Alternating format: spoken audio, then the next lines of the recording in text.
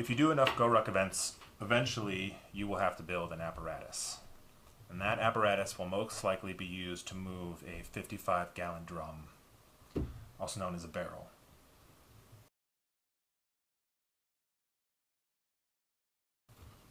Usually you'll get 4 poles to build this apparatus with. Occasionally you'll get just 3. The build for those 2 situations is pretty different. So we'll talk about both, starting with the 4-pole method. I don't have a 55-gallon drum, so we'll be using Monster Energy, the beverage of choice, previously consumed, to supply the energy for this video. So in a 4-pole apparatus, you're going to have 2 poles that are the carry poles. And this is what you'll be lifting. So you'll have a person here, here, here, and here. And then you'll have 2 crossbars, like so. And then your 55-gallon drum is going to rest right on top of those 2 crossbars. So it's a pretty simple build. You're just going to have to tie 4 knots, 1 in each corner. And those 4 knots are exactly the same. The only thing you'll have to worry about is the weight of the 55-gallon drum pushing the crossbars apart, which still isn't the end of the world, but can easily be dealt with an extra rope or strap, which is where this guy comes in, and we'll talk about that later once we get the build finished. So let's go ahead and talk about the knot we need to build this apparatus. And for that, we'll just need 2 poles. So let's get rid of these guys, and we'll go ahead and zoom on in. So here we are. We're looking at the crossbar on top of the carry bar, and we've got our rope. So we'll go ahead and just pretend that the crossbar isn't there right now. The first knot we need to tie here is going to be called a square lashing. And the square lashing begins with a smaller knot known as the clove hitch. To tie the clove hitch, you're going to take your rope, and when you're tying knots, this end, the working end, is called the bitter end, and the other end is called the standing end. And that's not important. You don't need to remember that. But I always just tell myself that the bitter end is the one doing all the work, and the standing end is off somewhere in the back, gray manning it, probably talking to the cadre. So the bitter end here is going to wrap around your carry pole, just like so. And you'll notice that when I wrap it around, it's going to go under and over the original rope. So the standing end is now covered by the bitter end, and that's the way to remember that, is that when this gets tight, it means to lock down this knot. So we've gone around once, over the standing end. Now we're going to go around one more time, just like so. So now you'll notice that we've created an X, and we've got the bitter end here. And what we're going to do is we're going to feed this bitter end right through and underneath that X. So go ahead and watch as I do that.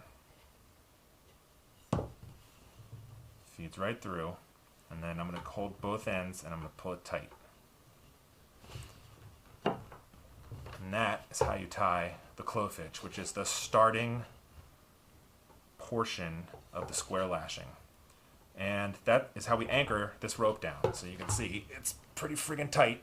It's going to keep our knot together. So I'll go ahead and tie that one more time real quick. So here's my bitter end. Go around the carry pole once. I go over the standing end, like so. Give myself a little extra here. Then I'm going to wrap around one more time. And now I've created an X, and I'm just going to feed that bitter end underneath that X. And this introduces what we in the Boy Scouts refer to as the rule of 3. And that is, whenever you're tying knots and you're trying to remember what you were supposed to do or how many times you're supposed to do something, it's always 3. So with the clove hitch, you need to go around this bad boy 3 times. 1, 2, 3. And that's how you know you've done it right. So now we've anchored our rope, and our bitter end has now become our standing end because we're going to use this part to tie the rest of it. So now we've got our crossbar over our carry bar. And what we're going to do is we're going to take 3 wraps around both bars. And the way that I remember how to start this out is you want the 2 bars to be pulled together tight. So as you can see, I want to push this bar down onto the bottom bar. So I'll take this and I'm going to go, actually I'm going to rotate this up a little, like so.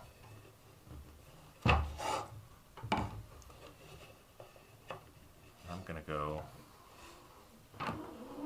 over this top guy, and then I'm going to go under the bottom one, like so, and then I'm going to go over the top guy again, and then I'm going to go under the bottom guy. And what you can see is, as I do this, I'm sandwiching these 2 poles together. Under, over, and it pays to keep it neat.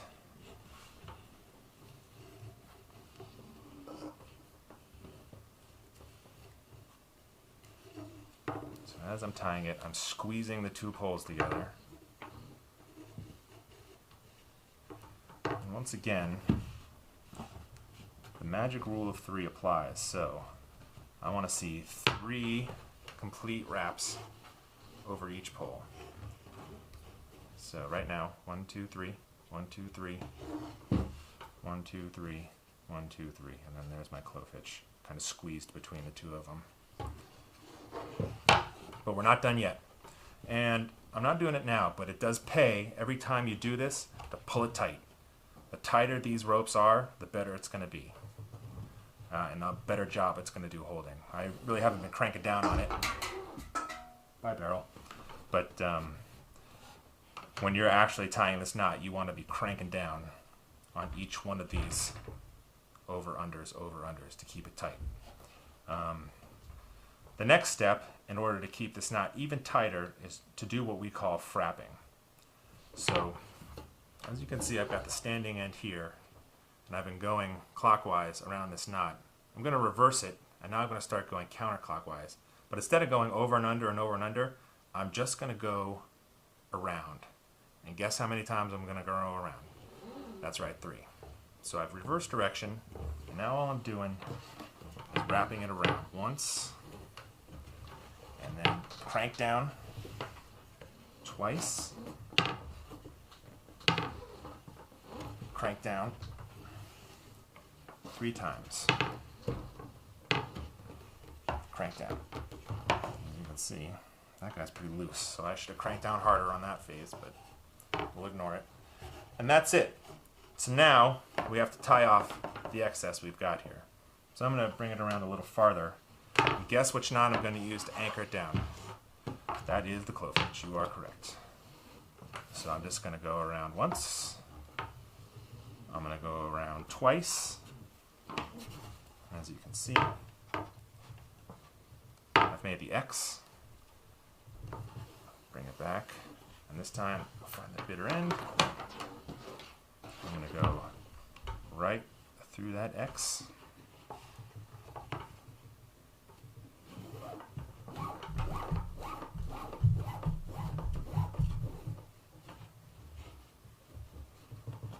Like so. And now it's anchored down. And these 2 poles are together. Now this is nylon rope, and these are smooth wooden dowels. So it's a little slippery, but as you can see, that knot is going to hold those 2 poles together, especially if this is pushing down on top of this one. Excuse me, I should say the crossbar is pushing down on top of the carry bar. So we're going to do that here, here, here, and here. And that is going to be our 4-pole apparatus. So let me try to show what that's going to look like.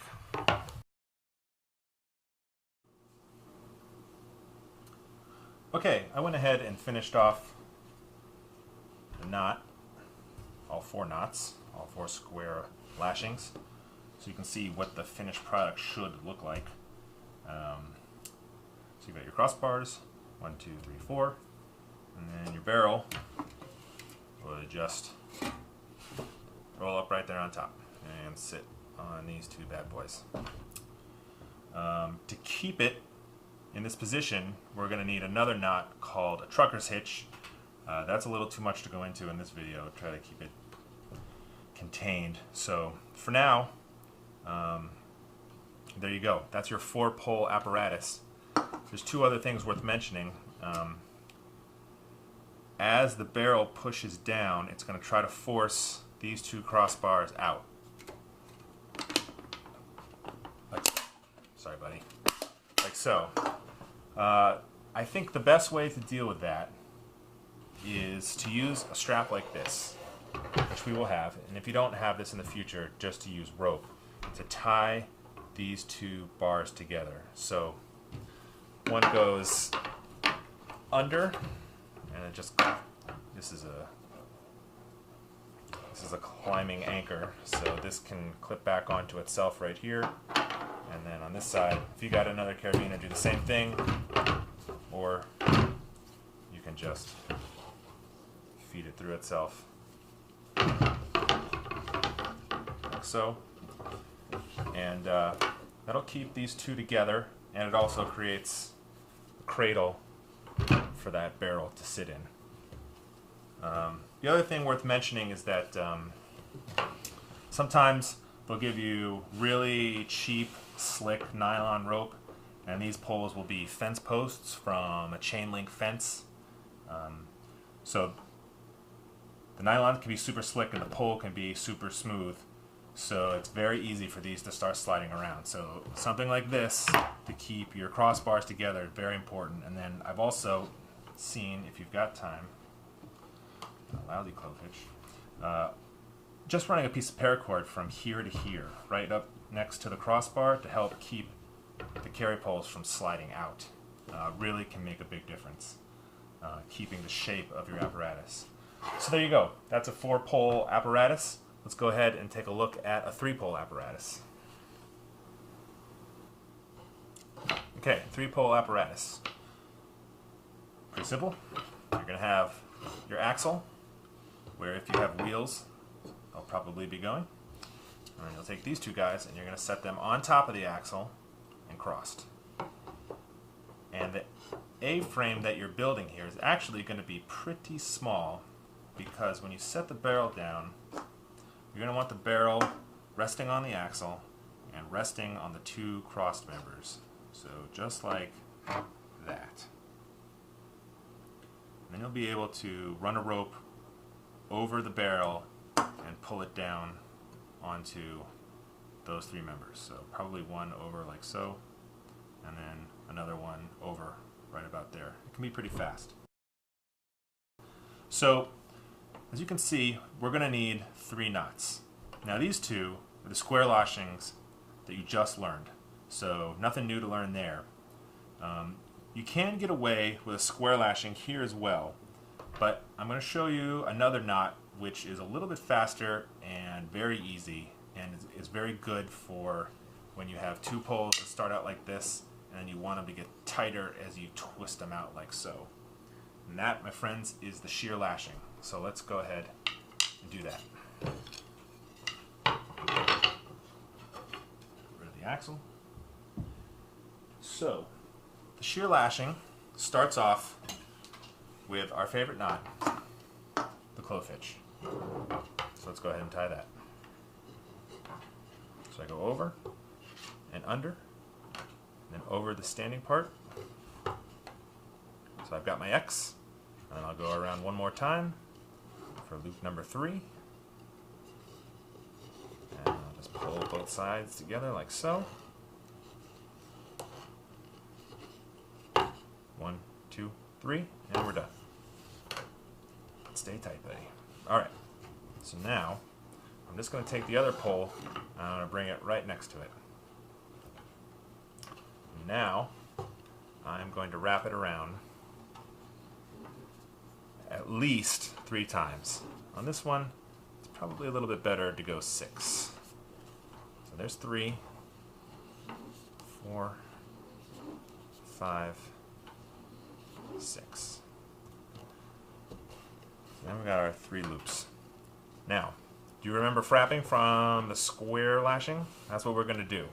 So we're going to do 3 fraps. So we'll go around and down the middle. 1. Pull it tight. 2.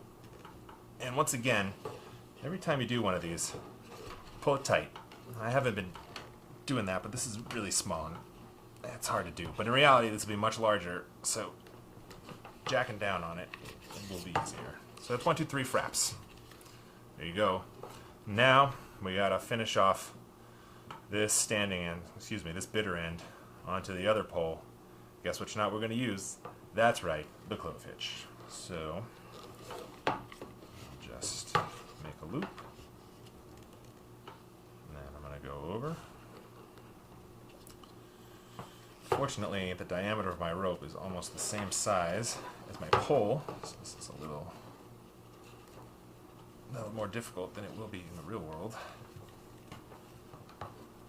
I've got my X. Find that bitter end. Come on, buddy. Run my bitter end through the X.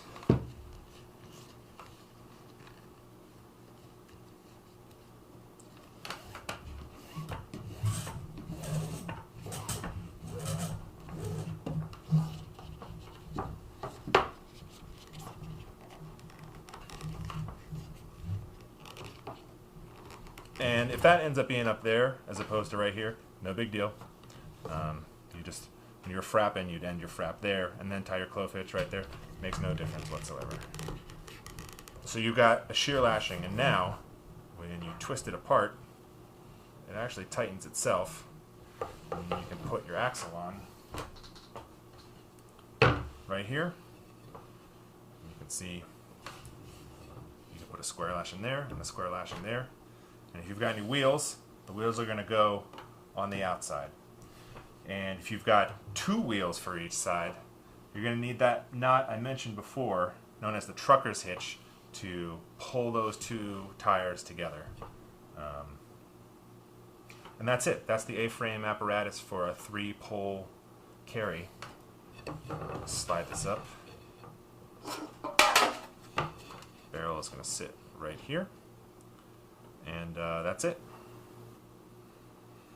Now I couldn't resist. So here's the finished product. You can see at the bottom, square lashing, and then at the top, we've got the shear lashing.